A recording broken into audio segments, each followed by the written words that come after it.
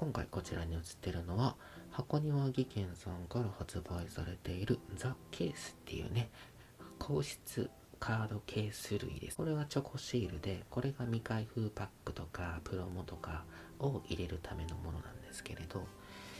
種類的に言うとウルトラプロのスクリューダウンにちょっと似てるかなと個人的には感じます。スクリューダウンはネジ、スクリューを回して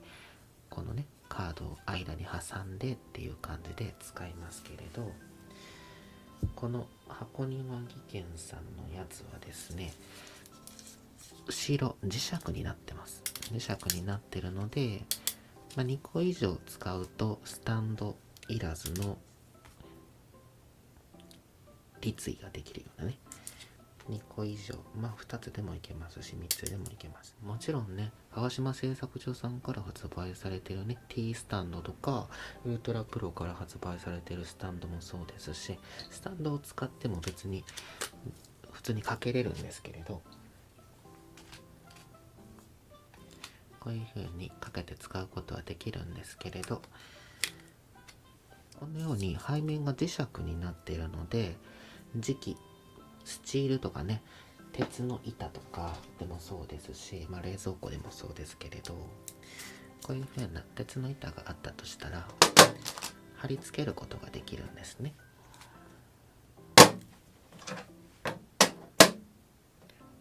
こういう風に貼り付けて使うことができます。これがポケカ、これが有機用、これがチェキです。一応ね、チェキも使えるかなと思って入れてみました。チェキの需要も結構ありますよね。振っても落ちない程度に本当にしっかりくっついてるので、壁にかけたりしてね、飾ってもなかなか落ちないと思います。このザ・ケースさんからも専用のボードは発売されてます。黒いボードで、S、M、L サイズの3段階のボードが発売されてるのでね、壁にかけるタイプですけれど、もちろん壁にかけれないお宅もあると思うので、自分の場合はね、足つきのボードを買ってます。はい。キッチン用のスチールボードを、トレカ用のボードとして使うっていうことをしてますけれど、そういう使い方もあるので、ということで、いろいろ種類はあるんですけれど、こうやって壁にかけたり、そのボードとかにね、縦にそのまま貼り付けれるっていうのは場所取らなくていいですよね。結構飾り方の幅が広がるというか、スペースを有効活用できる飾り方ができるので、こういうのあればいいなって思ってたんですよ。デザインボードでかけたりしてたので、これ裏磁石にして貼り付けたら使えるんじゃないかと思って、こういうマグネットシートがあるんですけれど、磁石があるんですけれど、それをつけたケースとかを、こういうケースとかをペタってつけることができるんですね。買ってみて貼ろうかなと思ってたんですけれど、もうケース自体に磁石がもうついてくれてる。このね、四つ角の磁石がついてくれてるんです、すでに。そういうのが販売されていたので、どうせだったらね、自家製で作るより、DIY するより、もともとできたやつの方が綺麗なので、そちら購入しようかなっていうことでね、今回購入したので、そのザ・ケースについて特徴とかね、どういうスリーブが合うのかっていうのをね、伝えていけたらいいと思います。ちょっと数が多いので、こちらのシールサイズとか未開封パックとかプロモパックの方は別の動画で撮りますけれど、サイズだけはね、ここでも伝えておこうと思います。まずシールの方が縦横 48mm サイズのチョコシールに適している。チョコシールにはね、48mm サイズと 52mm サイズがあるんですね。48mm サイズはビックリマンチョコとかですね。こういう風なね、これは川島製作所のフルプロテクトスリーブのチョコシールバージョンでありますけれど、そういうのが入るって。チョコシールにはね、いろいろ死んだ板書チョコとかいろいろありますけれど、なので、こちらはね、48に適した 51×51× 厚さ 1mm。厚さ 1mm は、その溝の深さですね。シール溝の深さです。そしてこちらが 55×55 の 1mm。シールのね、適用サイズは 52×52 ですね。そしてこちらが未開封パックサイズ S ですね。72×122×2.5mm ですね。2.5mm は溝のね、入れれる溝の深さです。さっきと同様です。なので、入れれるのがね、プロモパックですね。遊戯王もそうですし、ポケカもそうですね。こんな感じのね、プロモパックがちょうど入る。12センチ、横7センチぐらいですかね。プロモパックはだいたい 11.5 とかですかね。遊戯王の方がちょっと長くてね、11.9 ぐらいありますけれど。そしてこちらが 72×140× 厚さ 5mm ですね。未開封パック L サイズはね、5枚入りから6枚入りのパック2袋ぐらい入れたらいい方かなとは思います。3パック入れるとね、この後ろのなんていうんですかね、こう折り曲がってる部分がボコボコしてるので、あまり圧迫するとね、この跡がついたりっていう可能性があるので、2パックぐらいが適用サイズかなと思います。15枚入りだったら1パック入ると思います。はい。こちらのね、入れてる動画については別の動画で出していきたいですけれど、今回はこちらのスモールタイプとスタンダードサイズ、トレカ用のね、これについて語らっていきたい。プラスチェキです。チェキっていうのはですね、ご存知の方も多いと思いますけれど、富士カメラから発売されているインスタックスからね、こうビーって出てくる。その場で印刷してくれるインスタントカメラといえば伝わりやすいですかね。最近のものはダイレクトって言って、ダイレクトプリントって言って、スマホにあるカメラロールから画像を印刷することもできます。これはダイレクトプリントで印刷してます。こちらもダイレクトプリントでアイコン印刷してますけれど、もともとチェキ用ではないんですけれど、こういう使い方もできたら幅広がるよねっていうことで試してみたらいけたので、ぜひぜひ家族とか友達との写真とかね、旅行もそうですし、風景画とかもそうですし、推しのチェキとかでもいいですし、そういうのをね、ボードに飾ってっていうのは映えますよね。なのでそういう使い方ができたらいいなと思って試してみました。カードとね、チェキってそんなに差ないんですよ。横幅 54mm で、カードはね 59mm とか 63mm なんですけれど、縦幅自体はね、これチェキの縦幅が86なので遊戯王サイズと同じなんですね。遊戯王サイズも縦幅が86なので、ポケカはね88でちょっと一回り大きくなってしまうんですけれど、箱を開けるとこういう風になっていって、ネジを緩めて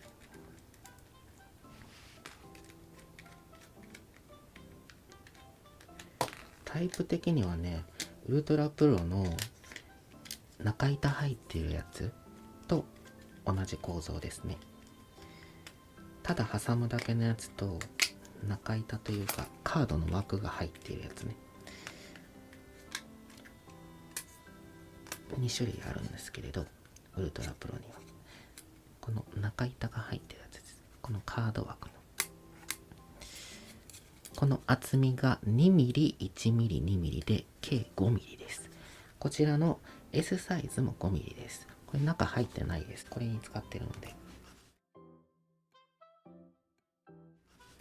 どちらも 5mm です。さてさて、伝えたいことがね、結構多いので何から言っていけばいいかっていうのがパニクりそうですが、まずはインナーからにしましょうかね。どういうインナーが合うかっていうね。このサイズが 65×90× 厚さ 1mm なんですね。この枠がね、ここの横が65、縦が90、厚みが 1mm なので、ポケカでいうところのインナースリーブが入りますね。二重スリーブにすると入らないですね。二重スリーブにすると 66mm が最低になってしまうので、なんですけれど、ソフトインナーでやっていきましょう。 64×89.5 ですね。ヤナマンさんはこれは 64×89 って書いてるんですけどね、 0.5 ぐらい実寸は大きいんです。でも90までなので入ってますね、綺麗に。ちょうどぴったりだから、これはいいかもしれませんね。長めの方が隙間を感じにくいから、透明なのでそんなに目立ちませんけれど、これはヤノマンガードプロテクターインナーガードです。次、 KMC のサイドインパーフェクトを入れるとどうなるかというと、上が 0.67mm ぐらい空いてますかね。横が 0.5mm ぐらいですかね。そんな感じですね。サイドインパーフェクトはね、やや小さめで透明度が高いんですよね。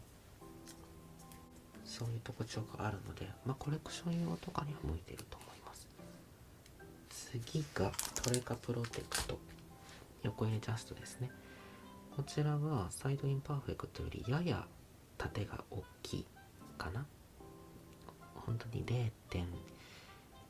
ミリとかそういうレベルではありますけれど、隙間で言うと 0.5 ぐらいですかね、横と縦で。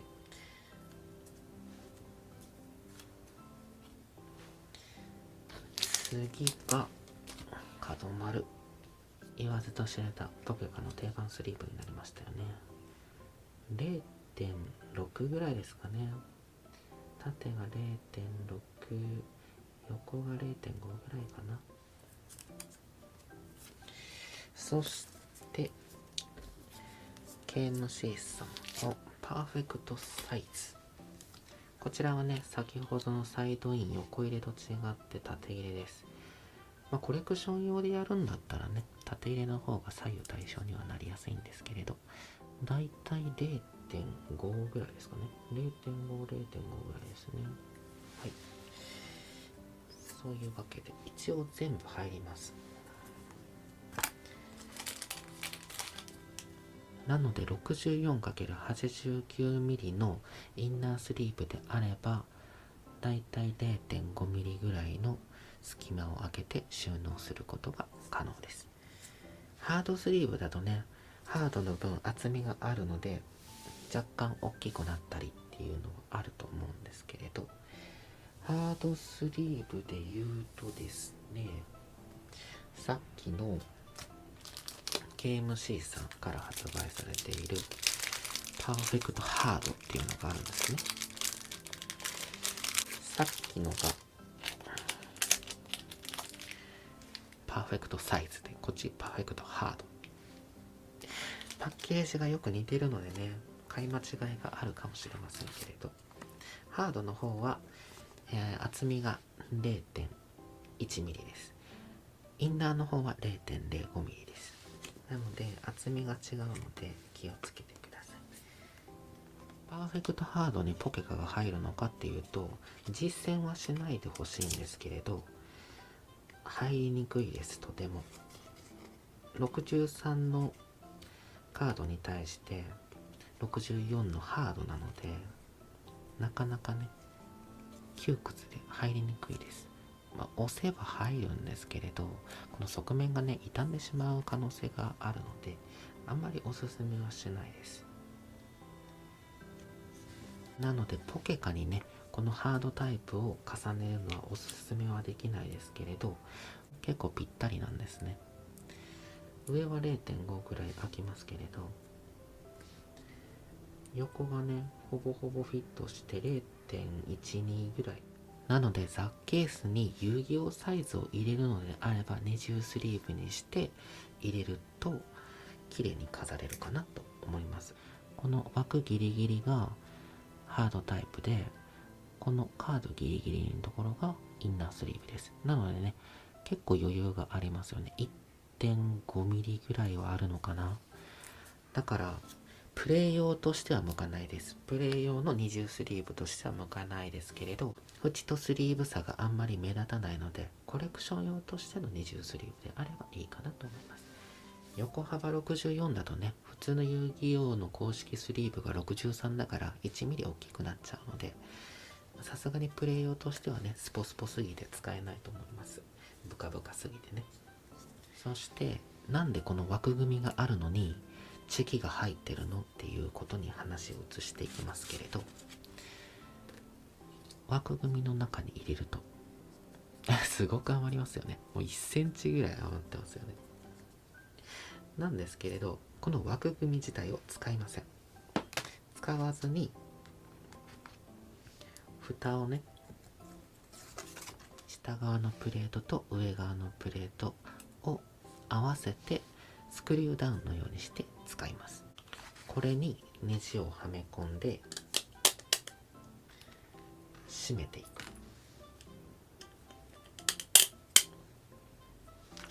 こうしたら使えるのかなと思って入れてみたんですけれど、締めてもこのね、ネジがね、最後までいかないんですね。ちょっと余裕がある感じ。くるくるくるくる回り続けるので完全には締まらない。強く振らない限りはそこまでずれないから、このまま使うんであればこのままでもいいと思うんですけれど、ちょっとねずれてきたら嫌だなとか、フィルムがねへばりついてしまってとかはあるかもしれないので、そこでですね、チェキに合うスリーブのサイズですね。カードプロテクター T2 アーケードハード、アーケードジャスト、こっちがソフトタイプでこっちがハードですね。ヤノマンさんから発売されています。なんでこの表記がアーケードなのかというと、アーケードゲームにね適したスリーブになるんですけれど、アーケードゲームもいろいろ種類があってですね、この場合は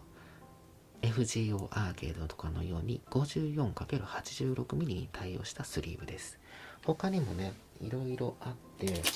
アーケードにはねこのポケカサイズもありますし、 63×88 もありますし、 59×86 の遊戯王サイズもあります。その他でいうとロード・オブ・バーミリオンとかが 58×81mm なので、この 59×83 のインナーとアウターに 61×85 とか、そういう風にねアーケードには様々な種類があるので、一口にアーケードスリーブといってもねいろいろあるので、サイズ間違いには気をつけてください。そしてチェキに合うのはこのアーケードサイズの 55×87 ですね。チェキが 54×86 なので 1mm 上の 55×87 のインナースリーブが合います。こちらをかぶしていきましょう。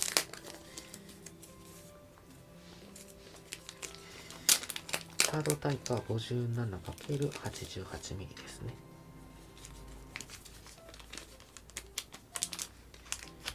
スリーブをかぶせることによって分厚くなるので、そのネジが締まりきらないっていうね、ちょっと余裕があるのをちょうどいい感じに隙間をなくしてくれる。分厚くなった分その隙間がなくなってくれるっていうことで、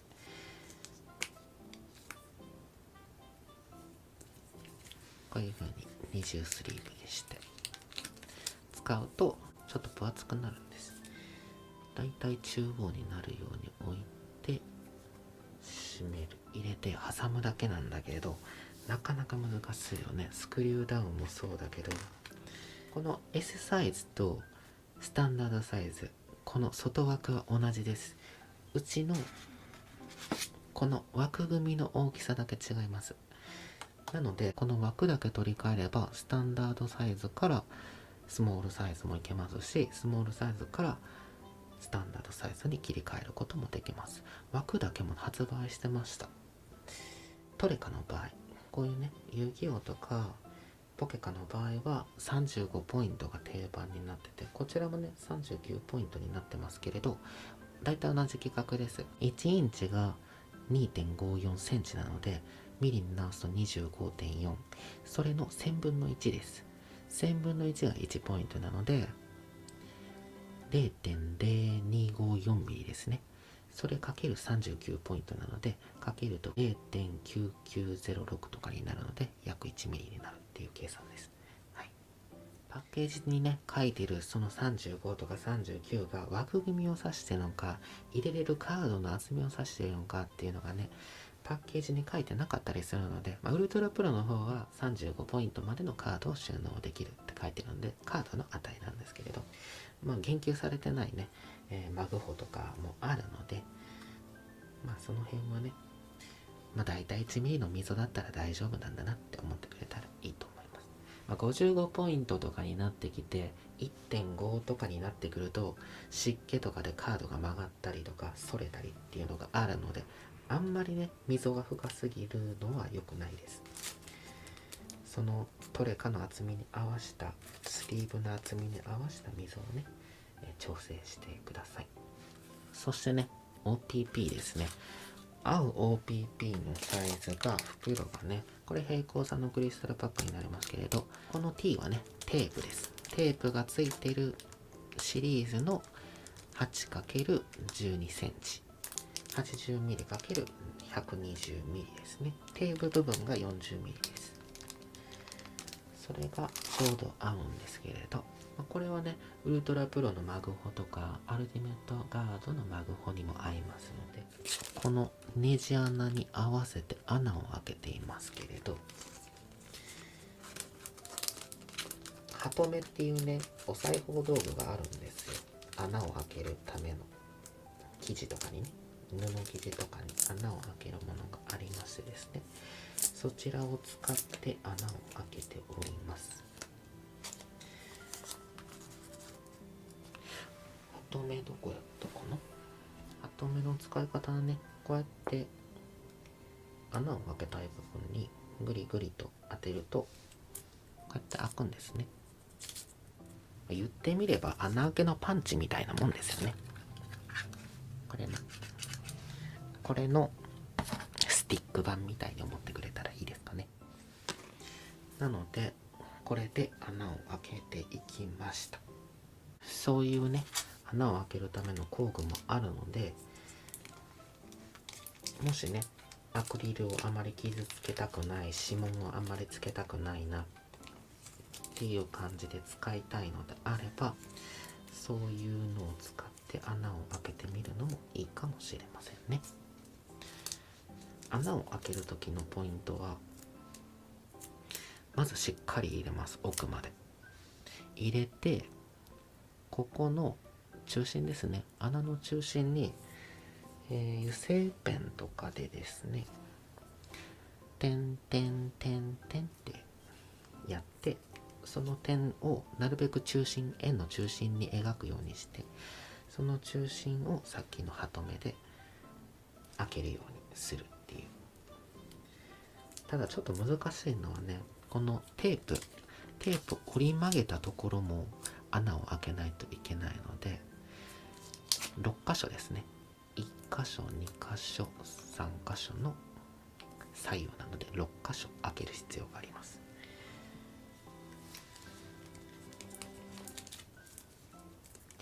そして開けたら、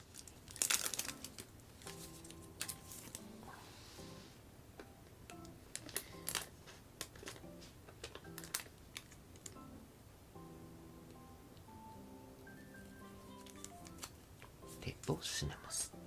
そして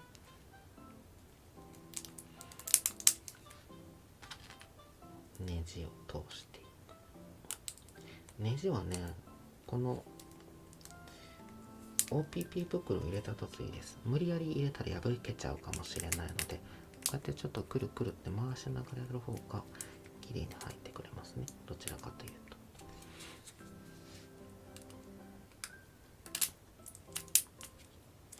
と。OK。あとは閉めるだけなんですけれど、すごくね、ホコリが入りやすいので、やる前に部屋掃除してから霧吹きして、やった方がいいかもね。結構ほこり入ってますから、高い位置でやるとかね、床の付近でやると結構えぐいです。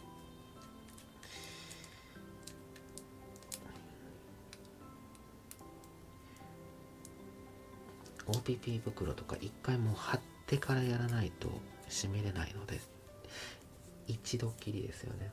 これ失敗したらもう一回ハトメで穴開けてっていう作業をやらないといけないので、結構めんどくさいです。まあ時間がある時にでいいと思いますけれど、はい、このようにするとチェキも飾ることができます。こうやってチェキを壁掛けにできるっていうのはいいですよね。風景画とか特にね、いいですよね。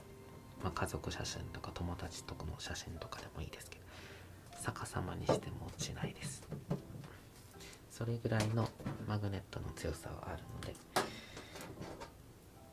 他のマグホとかをマグネットボードとかにつけたい場合は、このマグネットシートとかを使うとね、貼ることができます。注意すべきはこのね、何グラムまで貼り付けることができるかって、ここ大事なところですね。これは大きさが 2.5 センチ四方の1かけらですね。1かけらの耐荷重が 120GF なんですけれど、120g まで耐えることができるよって。先ほど出した 108g とかなので、これが1個で支えれます。一応ね、念のためにずれないように上と下に2つ貼ってますけれど、1つだとね、心もとないので、その重量に合わせた約2倍のやつを貼っといたら、取れないでしょうという。いろんなサイズがね、書いてるんですけれど、これがこの商品の耐荷重120、25×25 なんですね。なんですけれど、この上の 10×15 だと 15g までしか耐えれないですね。半分ぐらいの大きさなんですけれど、4分の1ぐらいか。4分の1ぐらいの大きさなんですけれど、4分の1以上差があるんですね。磁石の特徴として、横に面積が増えるほど磁力は大きくなりますし、厚みが増える分も磁力が強まります。もちろんね、いろんな磁石の種類があるので、これはね、結構薄いんですけれど、ボンドでね、ネジの方にくっついてる感じですね。マグネットが。ボンドで付けられてる感じです。これも結構磁力強いですけどね。もちろん入れてるやつが軽いからっていうのもありますけれど、ついた時にガチンってなるので。なのでね、マグネットボードで展示したい方にはね、このザ・ケースシリーズおすすめです。興味のある方はね、ブログの方でもね、この隅っこの枠の余白がどんなぐらいあるかとか、見やすくしたものを貼っていますので、そちらも覗いてくれたらいいかなと思います。動画ではね、伝わりにくい部分も多々あると思いますので、詳細については概要欄に貼っときますので、リンクを通して、閲覧してくれたらいいかなと思います。それでは今回の動画は以上になります。未開封パックとかね、チョコのやつはね、また別の動画であげると思いますけれど、興味のある方は見かけたらよろしくお願いいたします。